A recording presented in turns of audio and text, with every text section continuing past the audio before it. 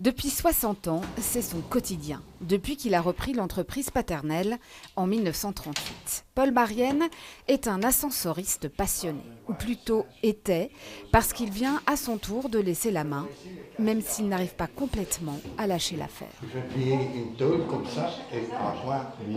Maintenant, au début de l'année, c'est lui qui a pris la relève tout à fait. Ouais, et vous avez eu peur justement de ne pas avoir de relève? Évidemment, ça, évidemment.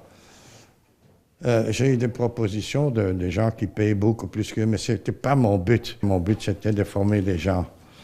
Et ça a marché. Car sa spécificité, ce sont les ascenseurs anciens, qu'il a passé sa vie à entretenir, réparer et surtout protéger. Il a désormais transmis sa passion et le métier à Carlos et Aldair dos Santos, qu'il a connus alors qu'ils étaient étudiants en électricité. J'ai travaillé 10 ans pour M. Marienne. Et là, il voulait absolument que j'assure la relève et on essaye de faire de notre mieux. On est en train d'essayer de mettre ça en norme, mettre des serrures positives dans chaque étage pour que ça soit un peu plus réglementaire. Cet artisanat hautement spécialisé reste rare, mais est indispensable. Les ascenseurs anciens doivent être adaptés d'ici 2022 aux normes actuelles de sécurité. Paul Marienne n'a eu de cesse de se battre pour une rénovation respectueuse du patrimoine. Beaucoup de propriétaires ont fait appel à lui après de mauvaises surprises. C'est le consommateur qui doit se battre. C'est son ascenseur, c'est son bien.